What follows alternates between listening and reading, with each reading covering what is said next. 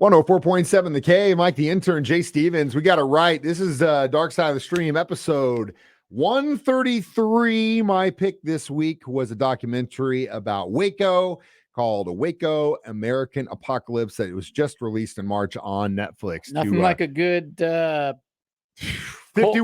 standoff to get your documentary.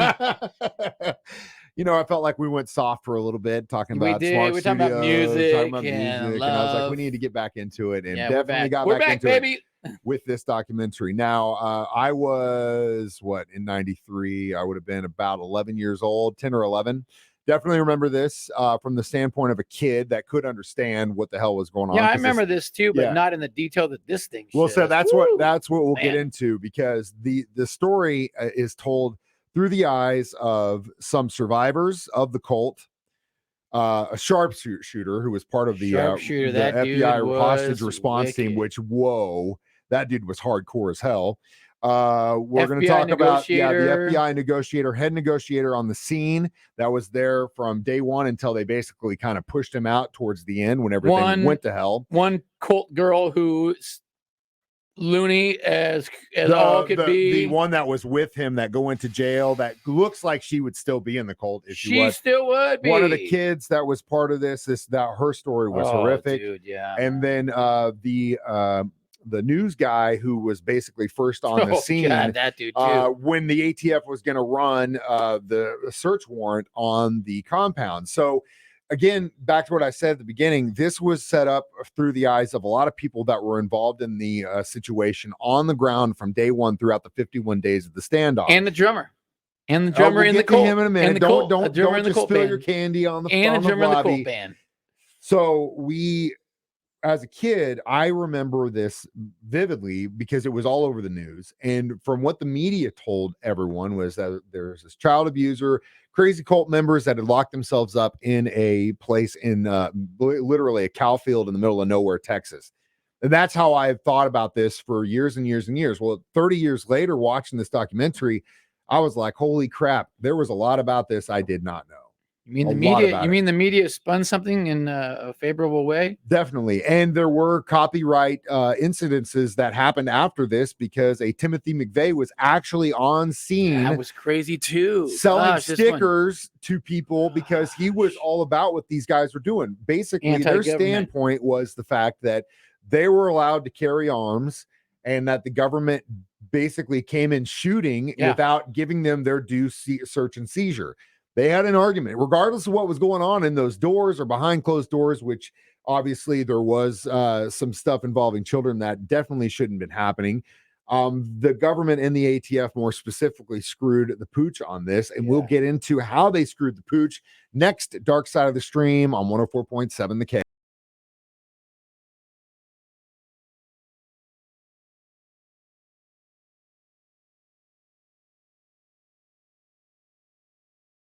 .7 The Cave, Mike the Intern, Jay Stevens back in the studio. It's Dark Side of the Stream, episode 133, Waco American Apocalypse. So this was this part of the story I thought was one of the most crazy situations, and I had not heard this, and it may have been told, but I just didn't hear it.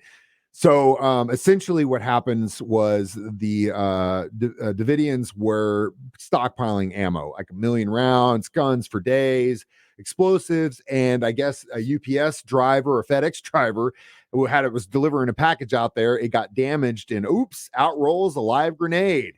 When that happens, because you can't order grenades. You can't send that through the mail tray. Despite what you've heard, it's not a good idea. Anyway, so he reports it to the ATF like they do. And the ATF sends a undercover agent into the Davidian church who joins them. Who this guy had balls of steel. Can you imagine going into a place where you think they may have a lot of guns and then having to dude. And so he goes in, and the base of operations, which the sniper ended up calling Sierra 1, was this like defunct farmhouse that was essentially across the road. So they do a bunch of investigation and come to find out that yes, they are stockpiling they have arms. A lot of they got a lot of guns, a lot. And so the ATF eventually decides to make a run on these dudes. But the cult leader, David Koresh, dude, He was just a rocker, man. Well, Played hold on, guitar, hold on. just We a don't rocker. want to get. You're we don't wanna jumping get the into- gun. You keep trying to spill the candy. You're I'm not jumping done the with, gun. I'm not done with this part yet. So the ATF is going to make a run on these dudes, and a news reporter in Dallas gets word that this ATF is going to make a run on this religious group out in the middle of Texas. So he goes out there, and either one of the guys from the news crew or one of the ATF agents, it's in the middle of nowhere, is trying to get out there for the raid and gets lost. And he stops a male guy on the side of the road because who else better to ask directions? And Yeah. he goes, "Hey, do you know where Mount Carmel is?" And the male guy goes, "Yeah, you got to go down this road and over here." And he goes, "Why are you going out there?" And he goes, "Oh, the ATF is planning a raid." Well, come to find out, that mailman was a member of the church. And so instead of doing his route, he turns like a around movie, man. You and can't goes make it up. back to the place to let them know. Well, the ATF then finds out that they know what's going to happen. They know it's coming. And so at that point, even the agent who had been shot said, "We don't need to do this now. The element of the surprise is over. If they are saying these guys have as much ammo as they possibly have in this place, there is no reason we need to walk up here with bulletproof vests, holding guns ourselves and say, 'Come on out. We want to talk to your leader.'" Yeah. It's probably not going to go good. That was probably mistake one. That was mistake one. And they shouldn't have done it. They should have done it a different way. And it could have been dealt with a completely different way. And instead, they go up there and start shooting and end up losing 4 ATF officers. Countless members got shot. The footage was crazy. My God, dude, just because there were news cameras literally behind the buses right up close. Yeah. And his description of the events was insane. The ATF guy that got shot, his was insane. The ATF agent that was talking about his buddy who was literally wounded and they had to get out. And that was why they called the ceasefire, because he was bleeding to death. They had to get him out. They roll him out in a news truck. It's just like, how bad can you screw this up? That was massive. Well, they screwed it up real bad. And we will get to the beginnings in Jay's almost run-in with the Davidian Church next. Dark Side of the Stream, 104.7 The K.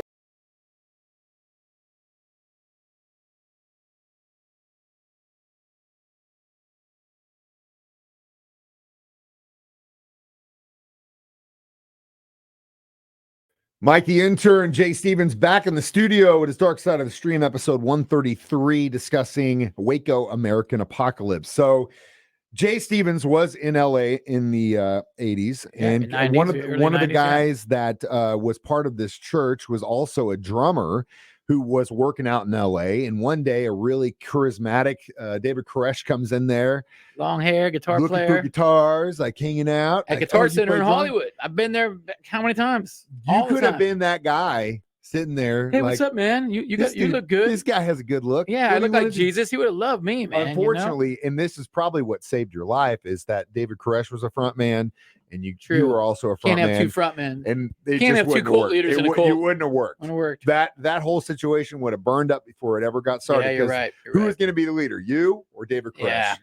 So but he did meet a drummer. He met a drummer. He met a drummer who was part of it and actually got out. Very lucky that he got out. He said, "Hey man, come to Texas with us. We're forming a band. We're forming a band. It's all about God and free rehearsal space." He goes down there. Well, David Koresh had himself a sugar mama who was the original leader of the Davidian Church, and he ended up having a romantic relationship with her. She was old too. And she was old, but it helped. He ended up becoming the leader. But then before that happened, her son and him actually had a shootout about who would take control. He ended up losing. Koresh won, and the rest is history. Now back to the standoff. There are so many different missteps the government, the FBI, and everyone took, I think, that it really just boggles your mind when you can hear everyone's story. Yeah, David Koresh was crazy. There's no one arguing that. Yes, he probably and did abuse children, and regardless of what their beliefs say, it's not okay for you to have a sexual relationship with a 12-year-old, regardless of the fact if you think that they're actually adults at 12 or not, or 14, whatever it is. That's not the law. No. The Bible says you have to follow the rule of law, the law of the land, or whatever it is. So, hey, man, I don't care when you say they're adults. Some of these guys if they're not 18, info, you can't be doing that stuff. So those are the facts. But again, the missteps here, because there were children inside the entire time and that lost their lives, upwards of 25 or 26, I think, at the end of the day, which is horrific.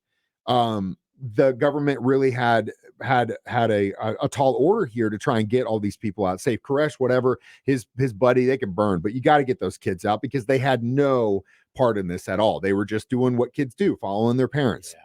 So eventually they bring in the FBI, the sniper dude's story about watching, he had an opportunity to take Koresh out right. at one point, but he didn't do it. Man. Could have been a completely different story had he just taken that shot, but he didn't because that's not his job.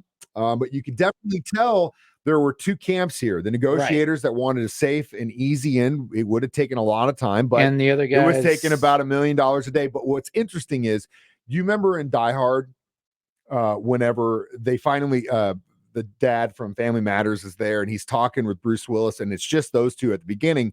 The cops get there and they're trying to figure out what's going on. Then all of a sudden, here comes the FBI, and the FBI are like, "Screw off, you stupid cops! You don't know. We're going to take the helicopter up there with machine guns, and we're going to shoot these guys, and they don't know who they're messing with. The United States government, man. They end up getting blown up." What was crazy to me is I'm watching this, and I'm like, "That's exactly how Die Hard went down," which was in a movie years before this happened, but the FBI still didn't learn. They came in and they were like, "No, man, we're going to bring in these big ass tanks. We're going to show these guys we know what we're doing." The Davidians didn't want that. They were like, "Look, this is our property. This is our land. This is our stuff. You guys came in here shooting." You listen to those phone calls and it's like, they're actually pretty reasonable. And the other thing that they talk about is there was that video he made with the kids so he could show the world, like, "Hey, look what everyone's inside. They're good." When they went to Janet Reno, they didn't show that video to her. They just said, "Hey, this guy's involved in child abuse. They shot ATF agents. What should we do?" They think that they possibly, if they had showed her that video, then she may have had it. "Hey, wait a minute. There's kids in there. Out. This is a different situation. We got to figure out a different way." But eventually, the lead negotiator who got a lot of people out ends up getting the boot, and they just cut communication. Eventually, saying, "Hey, we're going to shoot some tear gas in there." They hang up, and that's how this whole thing came to an end, which we will end next. Dark Side of the Stream on 104.7.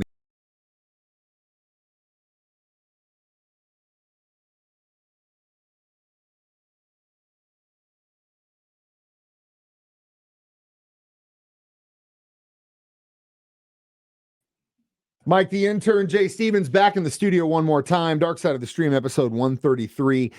The Waco American Apocalypse. So there is some controversy here about how the fires in the building got started. Some believe that it was the FBI. Part of the tear gas may have ignited it. The building wasn't constructed that great anyway. Best when they were saying, you are not... we're going to put tear gas in the building. This is not an assault. Yeah, I was like, it's not an assault. As the tank is driving through the front door. This is not an assault. But they're basically breaking down the house you're in. I don't know why you would do that. That was some shadiness for sure going on, man. This is a three episode series. It's really quick. It's really good. Amazing. The takes of all different. You got the one chick who's all in on the cult theory. She's still, I think, and her kids were in there. Woo! I mean. And you got the drummer dude who got out barely.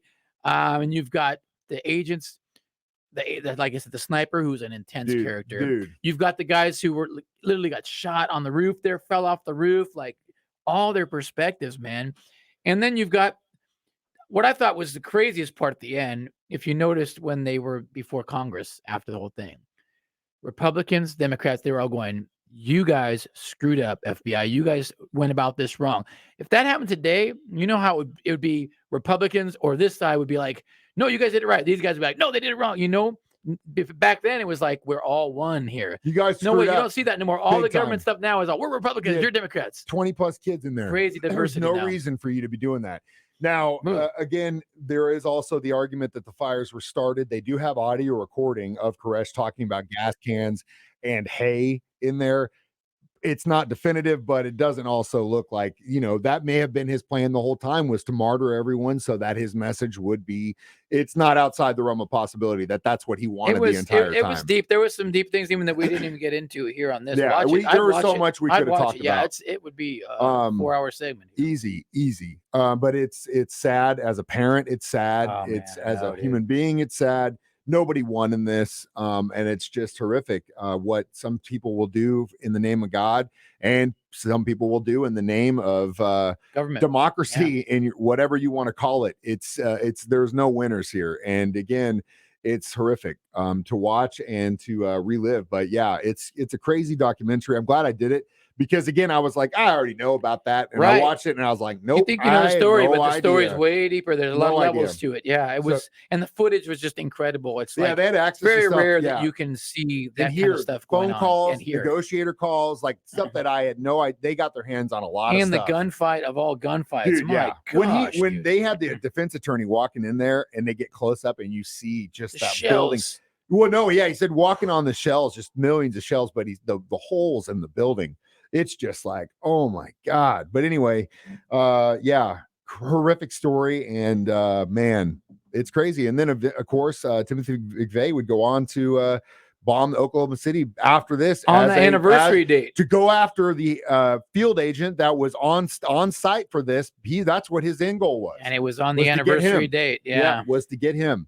And the reporter, that was one of the things where she said she was driving around on the anniversary of the Waco when that bombing happened, and she heard it and she goes, oh my God, pulled off the side of the road and started throwing up, because she'd lived through it and she knew. It's horrific, man. It's horrific. It's so sad. But good documentary though. Definitely giving it I guess four Colts. I had to at least Colts. probably 4.5. Probably one of the best ones we watched in recent memory. For sure. Jay's turn next for Dark Side of the Stream. What are we watching? I've got another one that's extremely good, and it's gnarly firsthand perspective. Volcano rescue about these people like in New Zealand. Day trip, you go to this volcano island, take pictures, excursion, and the thing erupted while you're there. 47 guides trapped at the eruption. Holy crap, dude. I've been standing in Hawaii so many times on the edge of the volcano crater to go see it and stuff. So many times. These guys did the same thing, and this thing went off. So, and they had no idea. You've got cell phones. Yeah, it's incredible. Wow. It's wild, man. All right, cool. Well, we'll check this out. What's it called? Volcano Rescue from Wakari. Yeah, Wakari. Wakari. I guess we'll figure out how to say it next. Dark Side of the Stream. Stream it online, 1047thecave.com, as a podcast, live on Facebook every Thursday at 9 a.m. or YouTube. Or just listen to us live on the air, 9 a.m., 6 p.m. during Jay's show. I'm Mike the Intern. This is Jay Stevens reminding you we watch movies so you don't have to. It's Dark Side of the Stream on 104.7 The Cave.